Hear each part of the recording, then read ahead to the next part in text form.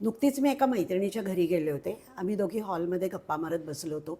तिच्या स्वयंपाकाच्या ज्या मावशी होत्या त्या आतमध्ये काम करत होत्या, काहीतरी बनवत होत्या आणि तेवढ्यात बेल वाजली.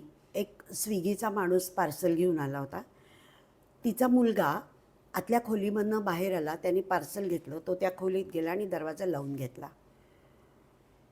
मी माझ्या मैत्रिणीला विचारलं की अगं त्या मावशी बनवत आहेत ना काहीतरी. माझी मैत्रीण म्हणली नाही नाही त्याला काही ते आवडत नाही, त्याला ते सगळं रोज बाहेरचंच लागतं. म्हटलं रोज म्हणजे किती वेळा?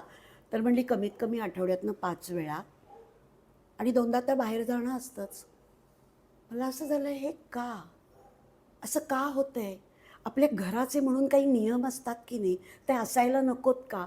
एवढी मनमानी आपल्या मुलांची आपण का चालवून देतो आणि ह्याच्यातनं पुढच्या गोष्टी घडूच शकतात.